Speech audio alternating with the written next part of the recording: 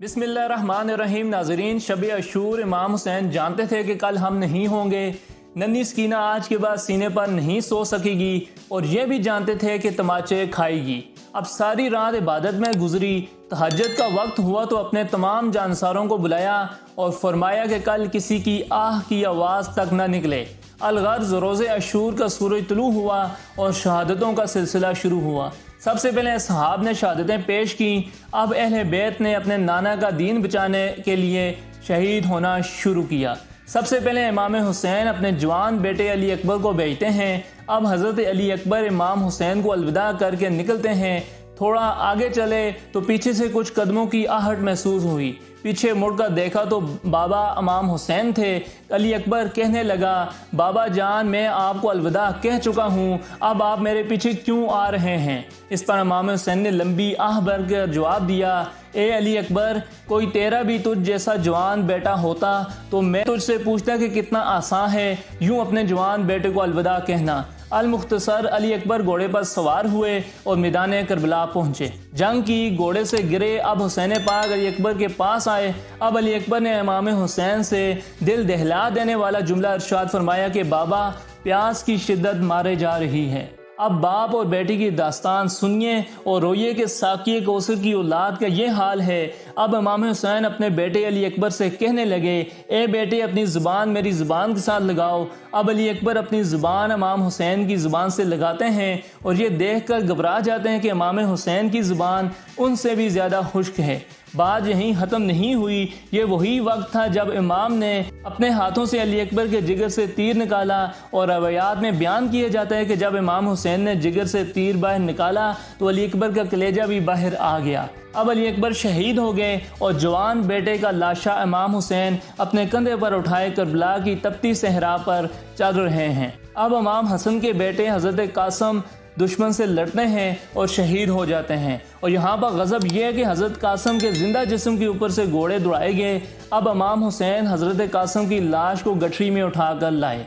अब बीबी सकीना की प्यास की शिद्दत की वजह से हज़रत अब्बास पानी लेने दरियाए फ़रात पर पहुँचते हैं और अब मशकीज़ा पानी से भरते हैं और वापस आना शुरू करते हैं। लेकिन आगे से तीरों की बारिश हुई। हज़रत अब्बास का पहले एक बाजू कटता है, फिर दूसरा बाजू कटता है। आज भी करबला में हज़रत अब्बास के रोज़ा मुबारक के अलावा 2 मकामात ऐसे हैं जहां बाकायदा लोग जाते हैं और इन 2 मकामात का नाम कफ़े अब्बास है, क्योंकि इसी जगह हज़रत अब्बास के दोनों हाथ कटे थे। अब हज़रत अब्बास के दोनों हाथ कटते हैं, मशकीज़ा हाथ से गिरता है। अब हज़रत अब्बास खुद भी घोड़े से गिरते हैं और शहीद हो जाते हैं। अब इमाम हुसैन की बहन बीबी ज़ैनब के फर्जंद ओन मोहम्मद भी शहीद हो जाते हैं। यहाँ तक कि अब इमाम हुसैन के नन्हे बेटे अली असगर को शहीद किया जाता है। अब इमाम हुसैन अपने बेटे अली असगर को गोद में उठाए यजीदी फ़ौज के पास जाते हैं और उनसे कहते हैं कि ये नन्हा बच्चा 3 दिन से प्यासा है, इसको पानी पिला दो। अब इमाम हुसैन अली असगर को करबला की तपती सहरा पर छोड़ देते हैं, लेकिन यजीदी बदबख्त पानी नहीं पिलाते। नाज़रीन, रवायात में मौजूद है कि अब इमाम हुसैन अली असगर को कहते हैं कि उनको शायद मेरी बात पर यकीन नहीं, तुम खुद इन्हें अपनी शिद्दत प्यास महसूस करवाओ।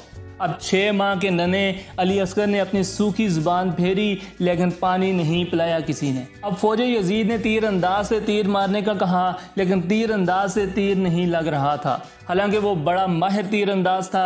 सब ने कहा कि तूने तो बड़े बड़ों को मारा है, ये तो 6 माह का बच्चा है, फिर क्यों तुझसे तीर नहीं लग रहा? अब वो तीर अंदाज कहता है कि मैं जूं ही तीर मारने के लिए खींचता हूँ तो कोई बीबी हेमे का पर्दा उठाकर कहती है कि मेरे बच्चे को न मार, तो मैं रुक जाता हूँ। बिलाखिर तीर चला और वो तीर चला कि जो कि अरब में जानवरों को नहर करने के लिए इस्तेमाल होता था। अब 6 माह के अली असगर भी शहीद हो जाते हैं। नाज़रीन, अब सुनिए शहादत इमाम हुसैन। जब सब शहीद हो गए, अब इमाम हुसैन ने जाना है, लेकिन ज़रा सोचिए, सबको इमाम हुसैन अलविदा करते थे। अब इमाम हुसैन को अलविदा कौन करे? सबको जंग में जाने के लिए जुलजना पर इमाम हुसैन बिठाते थे, लेकिन अब इमाम हुसैन को कौन बिठाए? अली अकबर को रुखसत किया, कासम को रुखसत किया, अब्बास को रुखसत किया और अली असगर को रुखसत किया, लेकिन अब इमाम हुसैन को कौन रुखसत करे? अफसोस सद अफसोस, एक बहन अपने भाई को रुखसत करती है। बीबी ज़ैनब ने इमाम हुसैन को रुखसत किया। तो इमाम हुसैन मकतल में जा रहे हैं। अब पाक बीबियाँ तन्हा हो रही हैं। अब बीबियों के पास कोई नहीं है। अब बेटी सकीना ने एक अजीब बात कही कि बाबा मेरे सर पर एक मरतबा ऐसे हाथ रख दीजिए जैसे यतीमों के सर पर रखते हैं। नाज़रीन, तारीख़ इंसानी का वो वाहिद बाप था जिसने अपनी ज़िंदगी में बेटी के सर पर ऐसे हाथ रखा जैसे यतीमों के सर पर हाथ रखते हैं। अब इमाम हुसैन मैदान करबला में पहुंचे। हुसैन मजलूम ज़रूर थे लेकिन मजबूर नहीं थे। अब अपनी तलवार म्यान से निकाली और फरमाया अब इसकी जंग देखो जो 3 दिन का प्यासा है। अब इमाम हुसैन ने जंग शुरू की लेकिन कोई इमाम हुसैन के करीब आने को तैयार न था। पूरी यजीदी फ़ौज से अल हफीज़ व अलमा की आवाज़ें आ रही थी। सब डरे हुए थे। अब अली के बेटे हुसैन लड़ रहे हैं। सारी यजीदी फ़ौज वापस भाग गई। लेकिन जैसा कि मैं पहले कह चुका हूँ कि हुसैन मजलूम थे, मजबूर नहीं थे। अब हुज्जत पूरी होनी थी। नाना की बात सच होनी थी। इमाम हुसैन ने करबला में शहीद होना था। अब इमाम हुसैन अपनी तलवार म्यान में रखते हैं और सारी यजीदी फ़ौज ये देख कर वापस पलटती है। जिसके हाथ में तलवार थी उसने उसका इस्तेमाल किया, जिसके हाथ में तीर था उसने उसका इस्तेमाल किया, जिसके हाथ में कुछ नहीं था उसने करबला की ज़मीन से पत्थर उठाकर उससे इमाम हुसैन पर वार किया। अलगर्ज इमाम हुसैन जख्मों में शराबूर होते गए। अब हुरमला ने एक तीर इस अंदाज से मारा कि वो तीर आपके सीने से नहीं निकल सकता था। अब इमाम हुसैन ने उस तीर को अपनी पुश्त से निकाला। अब सारी फौज तो ज़ब्ज़ब का शिकार थी कि इमाम हुसैन जिंदा हैं या शहीद हो गए। अब इसी कश्मकश में थे कि शिमर मलाउन कहने लगा अच्छा ये मालूम करना है कि जिंदा हैं या नहीं, तो मैं बताता हूँ सारी फौज अपने घोड़ों का रुख खेमों की तरफ कर दो क्योंकि खेमों में पाक बीबियाँ थी।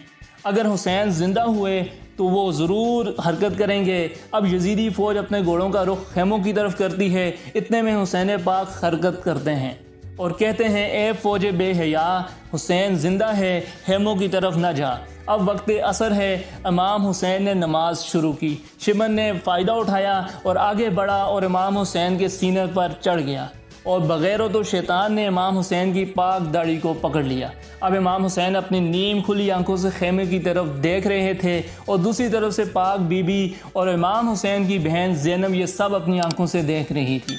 आज भी इमाम हुसैन के रोज़े के पास एक मकाम है जिसका नाम टिले ज़ैनबिया है। वहाँ पर एक टीला था जहाँ पर खड़ी होकर बीबी ज़ैनब अपने भाई को कत्ल होते देख रही थी। अब शिमर मलाउन इमाम हुसैन का सर मुबारक उनके जिस्म से अलग कर देता है और इमाम हुसैन शहीद हो जाते हैं। अब इमाम हुसैन के मुबारक सर को अल्लाह माफ़ करे नोके नज़ा पर लटकाया जाता है। ऐसे नॉलेज के मुअज़्ज़ज़ नाज़रीन, इसके बाद के हालात को आने वाली वीडियो में बताया जाएगा कि शहादत इमाम हुसैन के बाद क्या हुआ और उन्हें और उनके जानसारों को किस तरह दफन किया गया। तो ये सब जानने के लिए चैनल से जुड़े रहें और अगर चैनल पर नए हैं तो मज़ीद इस तरह के सच्चे और पुरअसरार वाक़यात जानने के लिए चैनल को सब्सक्राइब कर दें। अल्लाह हमें आले नबी की मोहब्बत अता फ़रमाए और उनके वसीले से हमारी मग़फ़िरत फ़रमाए। आमीन या रब्बिल आलमीन।